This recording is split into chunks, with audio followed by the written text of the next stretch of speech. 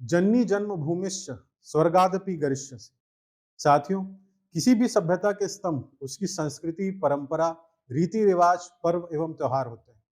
प्रकृति का स्नेही पुत्र हमारा छत्तीसगढ़ राज्य इस वैभवपूर्ण विरासत से धनी है।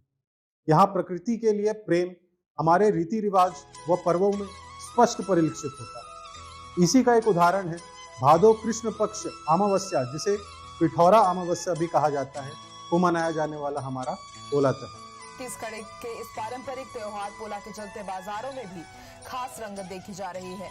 2 दिन तक जहां खिलौने और मिट्टी और लकड़ी के बैलों से सजी दुकानें खाली नजर आ रही थी, तो वहीं आज सुबह से ही राजधानी की सभी बाजारों में खूब रौनक देखने को मिल रही है।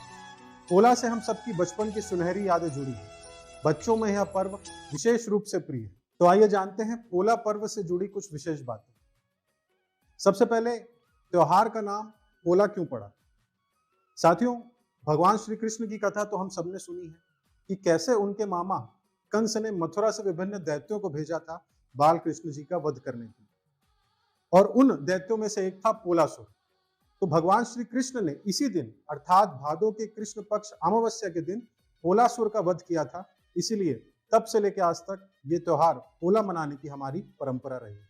तो बात करें इसके महत्व की, तो इस दिन किसान अपने किसानी का सारा काम छोड़कर अन्न माता को आराम देते हैं। ऐसी मान्यता है कि इस दिन अन्न माता अपना गर्भ धारण करती है, अर्थात धान में दूध भरता है। भारत एक कृषि प्रधान देश है और इस कार्य में किसानों का प्रमुख साथी उनके बैल होते हैं। और इसी पोला त्योहार के दिन इन बैलों के प्रति किसान जो है अपनी कृतज्ञता प्रकट करते हैं। आइए बात करते हैं इस पर्व को मनाने की। साथियों, ग्रामीण अंचल में पोला पर्व की पूर्व रात्रि को ही गर्भ पूजन की परंपरा है। ग्राम के मुखिया व बैगा इस दौरान ग्राम के विभिन्न दिशाओं में स्थापित ग्राम देवताओं की विशेष पूजा करते हैं। अगली सुबह पोला के दिन घरों में माताएं बहनें विशेष व्यंजन तैयार करती हैं, जो इस पर्व में अलग ही स्वाद घोल देते हैं। इन व्यंजनों में ठेठरी, खुरमी, अहिरसा, बड़ा, सुहारी, तस्मई ये प्रमुख हैं। बच्चे इस दिन अत्यंत उत्साह से भरे होते हैं। बालक छोटे छोटे मिट्टी या लकड़ी के बैलों के साथ खेलते हैं।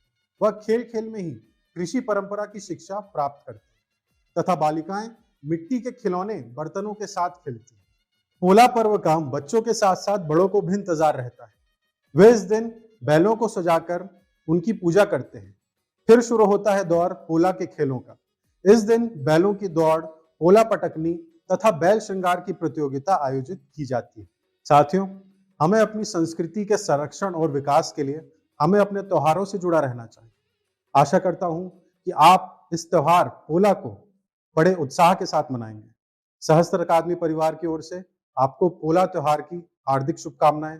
जय जोहार, जय हिंद।